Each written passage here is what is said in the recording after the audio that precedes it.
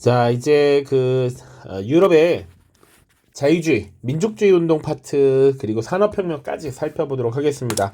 139쪽에 사실은 기출, 경향 분석, 그리고 기출 선지 체크 있는데 쭉 한번 보시면 됩니다. 이 파트도 사실은 거의 빠짐없이 나오는 부분이고, 지금 이걸 촬영하는 이 시점이 24년 11월인데, 이 파트는 사실은 최근 수능에도 나왔습니다.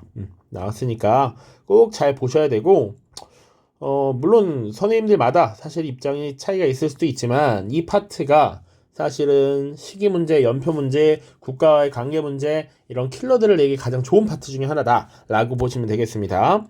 자, 그래서 선지 기출된 것들 쭉 체크해 보시고요. 바로 문제로 넘어가겠습니다. 141쪽입니다. 자, 왼쪽 위에 가에 들어갈 내용으로 가장 적절한 것은 이라고 되어 있습니다. 자, 세계사 탐구활동 이라고 되어 있고요. 주제는 빈체제 성립입니다. 자, 빈체제 성립과 관련된 내용들을 지금 탐구 활동으로서 표시를 하고 있는 것이죠. 나폴레옹의 몰락 과정, 그리고 이 빈체제 성립 과정에서 주도적인 역할을 했던 인물 오스트리아의 재상 메테르니히 있었고요. 그리고 이제 산모둠에서 가를 조사하면 됩니다. 자, 빈체제라고 하는 건 기본적으로 나폴레옹이 몰락한 이후에 다시 유럽의 국제 질서를 과거 프랑스 혁명 이전으로 돌리자라고 하는 것이죠. 프랑스 혁명 이전으로. 자, 그래서 이 사람들이 기본적으로 정통성이 있었던, 근본이 있었던 시대를 프랑스 혁명 이전으로 본 것이죠. 프랑스 혁명이 일어나고 나폴레옹이 유럽 전역에 영향력을 행사하는 이런 국제 질서는 잘못된, 변형된, 변질된 질서라는 거야.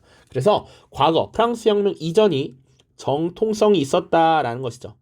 그래서 이 정통성이 있는 시대로 돌아가자, 과거로 돌아가자라고 하는 복고주의적 성격을 가지고 있었다.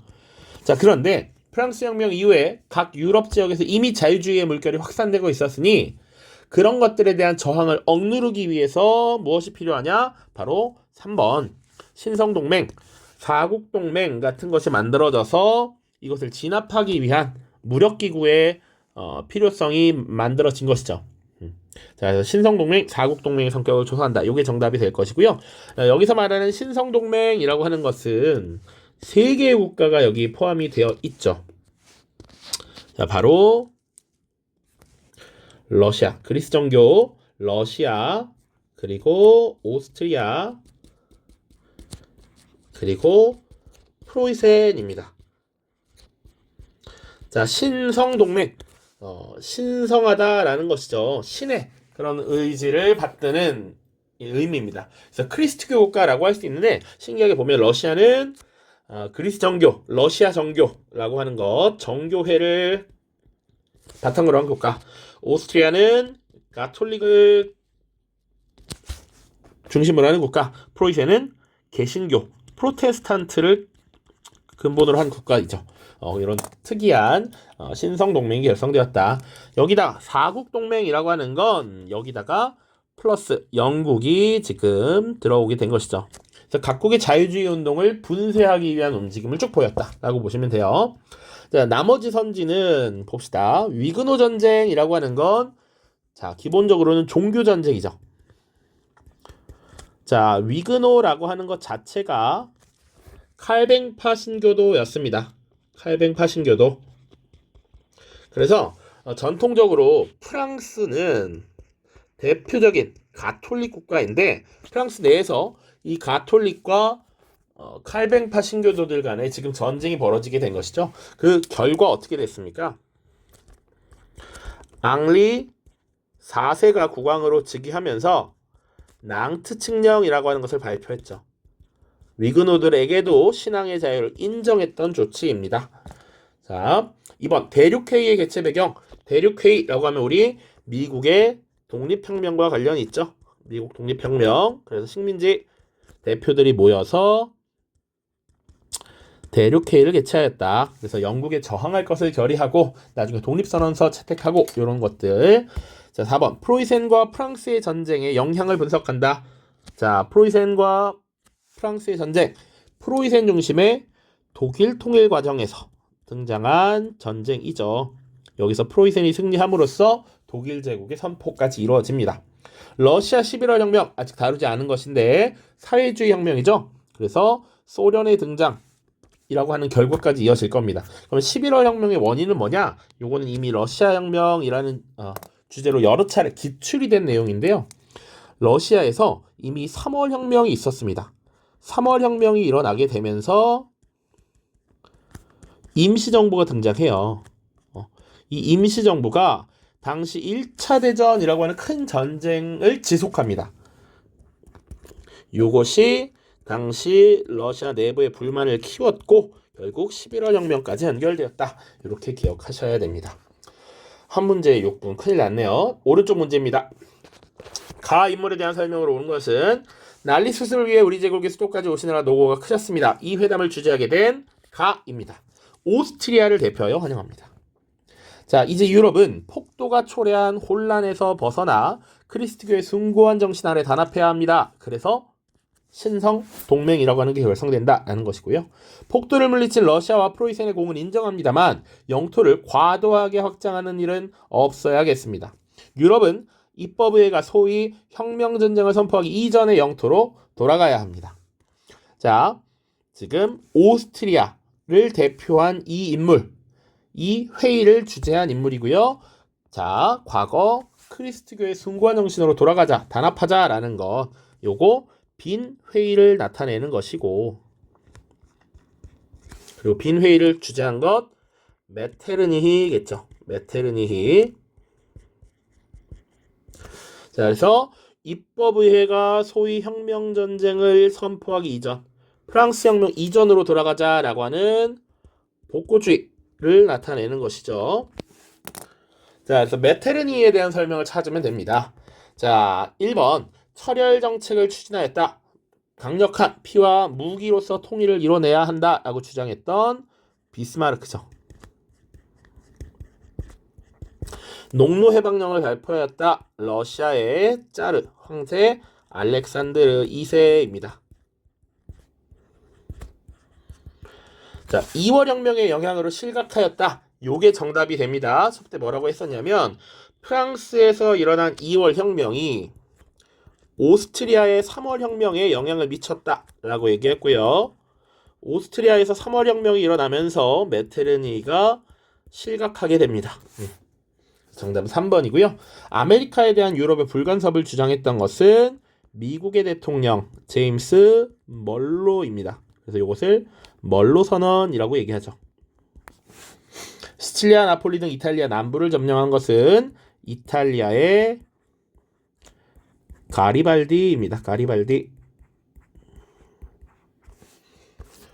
자, 왼쪽 아래로 내려가겠습니다. 밑줄친 혁명에 대한 설명으로 옳은 것은 자, 오스만의 압제에 짓눌려온 우리 국민은 어떠한 희생을 치르고서라도 그 멍해를 깨부수기로 결의하고 국민의회의 이름으로 독립을 선언한다. 오스만으로부터 독립을 선언한다 라고 되어 있고요. 4세기 동안 튀르크인들은 이성과 정의를 짓밟았고 우리는 분연히 무기를 들었다. 유럽 크리스트교와 동등한 존재로서 문명의 길을 나아가기를 희망하면서 우리는 오스만 제국의 혁명에 나섰다. 펠로폰네소스 반도와 도서 지역의 주민들은 혁명의 진전에 필수적인 헌법 체제를 마련할 준비를 하였다. 오스만에게 식민 지배를 당하고 있었고 지금 독립을 선언해서 전쟁을 선포했는데 그 지역은 펠로폰네소스 반도와 도서 지역의 주민들이래. 요거 그리스를 얘기하는 것이죠. 그리스. 자, 그래서 그리스인들에 의한 독립전쟁, 독립혁명이라고 볼 수 있죠. 시기적으로는 1821년부터 전쟁을 시작해서 1829년 독립이 인정되기까지라고 보시면 되겠습니다. 자, 볼리바르가 주도하였다. 시몬 볼리바르라고 하는 인물은 주로 라틴 아메리카의 독립운동에 영향을 미쳤던 인물이죠. 산마르틴 그리고 시몬 볼리바르 라틴 아메리카 독립입니다. 러시아의 지원을 받은 것이 맞습니다. 잘 기억해야 되는 거. 자, 당시 오스만 제국의 힘을 약화시켜서 남쪽으로 흑해 방면으로 진출하려 했던 러시아.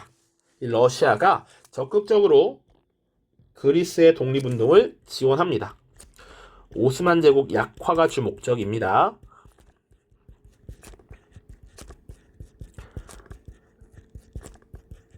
자, 그래서 사실은 러시아가 지원을 했고요. 그리고 또 오스만 제국의 약화를 또 바랬던 영국 이런 나라들도 적극적으로 지원하게 되죠. 자, 프랑스 2월 혁명의 영향을 받은 것은 오스트리아의 3월 혁명이고요. 또 사실은 독일 통일 과정에서 봤던 독일의 통일론이 있죠. 프랑크푸르트 국민의회라는 것도 이것의 영향이라고 볼 수 있습니다. 자, 제1차 발칸 전쟁이라고 하는 건 1912년에 일어났습니다. 그래서 그리스보다 북쪽에 있는 발칸반도의 국가들, 발칸반도에 위치한 국가들이 독립하는 계기가 되었죠. 세르비아, 그리고 불가리아, 마케도니아 이런 나라들입니다. 청년 튀르크당의 무장봉기에 자극받았다. 청년 튀르크당의 무장봉기 자체 오스만 제국에서 있었던 것이 맞는데 선후 관계를 보면 이 그리스의 독립이 훨씬 먼저 있었습니다. 청년 튀르크당의 무장봉기는 1908년이었죠. 1908년. 시기적으로 맞지 않더라. 오른쪽 보시죠. 가나 시기 사이에 있었던 사실로 옳은 것은 자, 가부터 보시면 프랑스가 트라팔가르 해전에서 패하자 나폴레옹은 영국을 경제적으로 고립시키려 했다. 그래서 그는 영국과의 교역과 통신을 금지하고 영국이나 그 식민지에서 온 배는 유럽의 어떤 항구에도 들어올 수 없다라는 내용의 칙령을 공표하였다. 이게 뭘 말하는 겁니까? 대륙 봉쇄령이죠.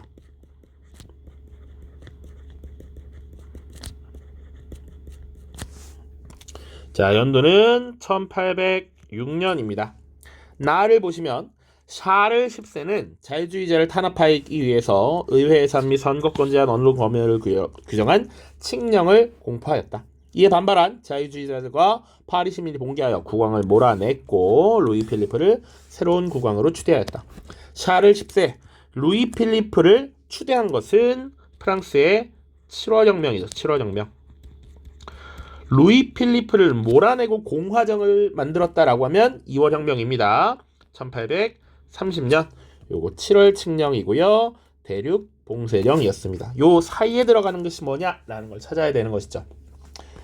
자, 1번 보시면 미국에서 보스턴 차 사건이 발생했대. 미국 독립혁명. 자, 보스턴 차 사건은 1773년의 일입니다. 이 전이고요. 자, 미국 독립혁명을 프랑스가 지원했고 그때 프랑스가 재정적 악화가 이루어져서 프랑스 혁명을 야기했다. 이런 얘기도 언급을 했었습니다. 과거에. 영국에서 제1차 선거법 개정이 이루어진 것은 1832년입니다. 자, 그래서 이 1차 선거법 개정으로 당시 신흥상공업자들이 투표권, 선거권을 얻게 되었죠. 여기서 소외된 노동자들이 1838년에 차티스트 운동을 벌이게 된다. 이렇게 연결해야 된다라고 얘기했었습니다. 러시아에서 데카브리스트의 봉기가 일어났다. 1825년 12월이었죠. 니콜라이 1세의 즉위에 반대하는 이런 움직임이었다라고 보시면 됩니다. 정답은 3번이고요. 독일에서 프랑크푸르트회가 통일 방안을 논의한 것은 1848년부터 49년까지입니다. 2월 혁명의 영향을 받았다라는 것이죠. 이탈리아에서 가리발디의 의용군이 시칠리아를 점령하였다. 요거 1860년입니다. 그리고 1861년에 가리발디가 이렇게 점령한 영토를 사르데냐 왕국에 헌납함으로써 1861년 이탈리아 왕국이 성립되죠.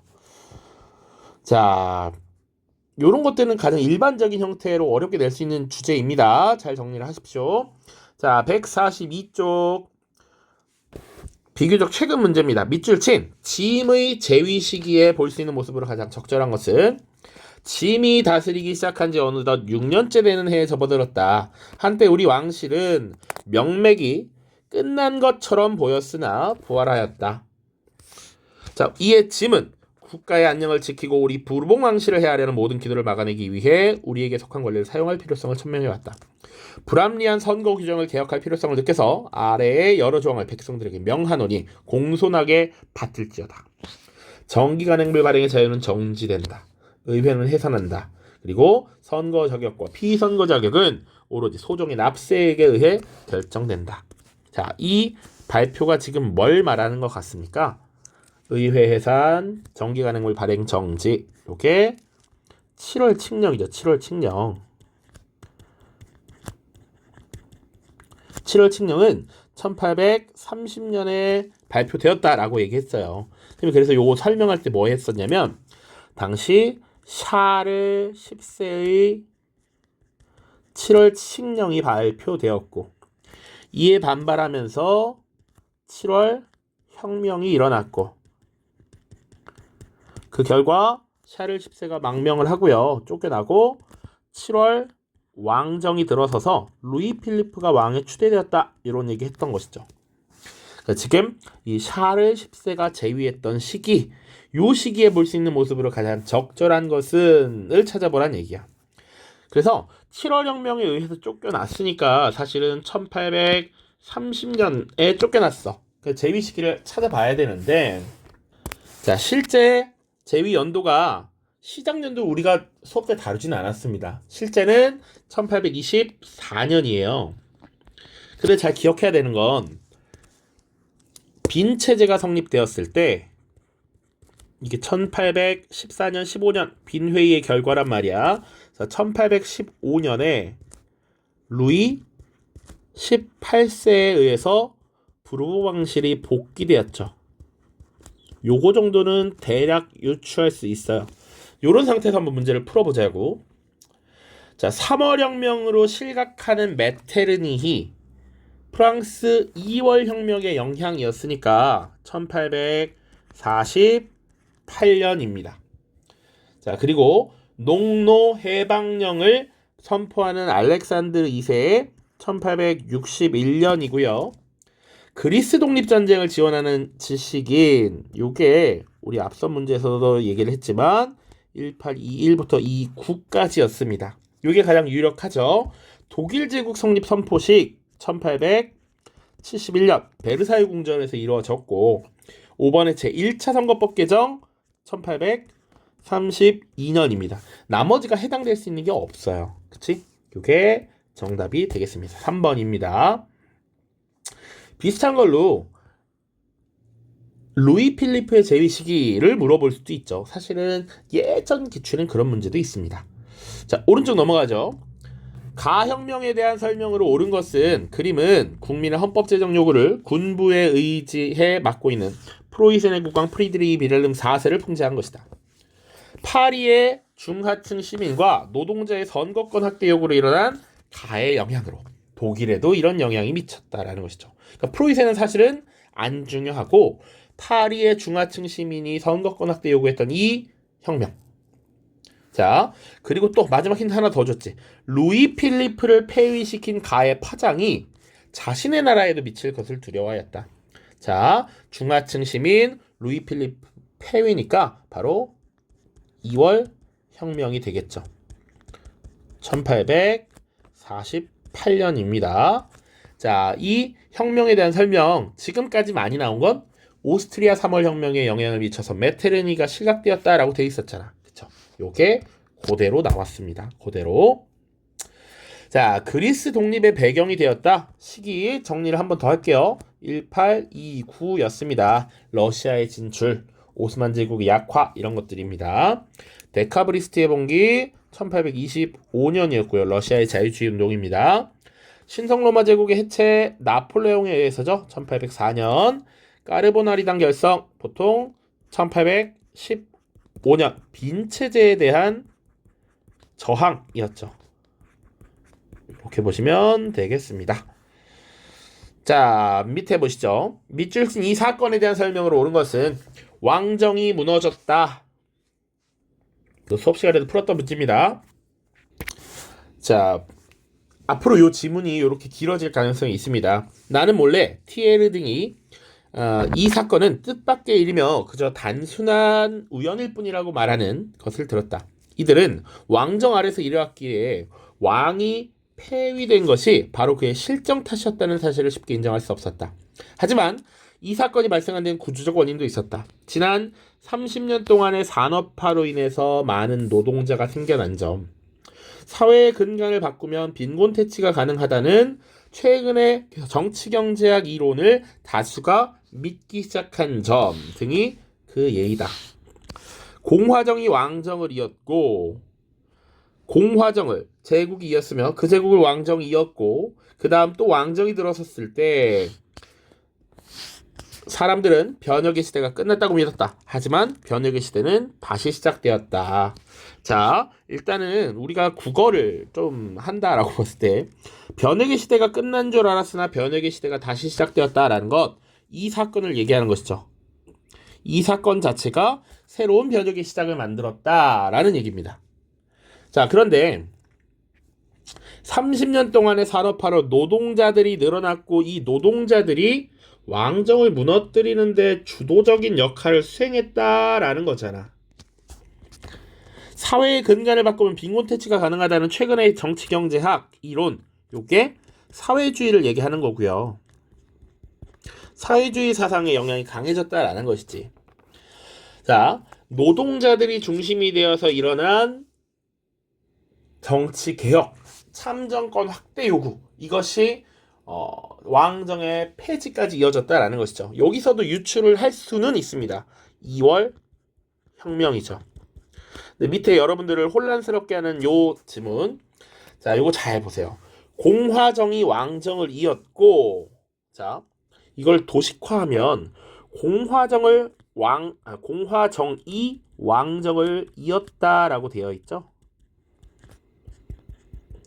공화정이 왕정을 이었고, 그 공화정을 제국이 이었으며 그 제국을 다시 왕정이 이었고, 그 다음 또 왕정이 들어섰을 때 끝난 줄 알았는데 다시 왕정이 무너졌다라는 것이죠.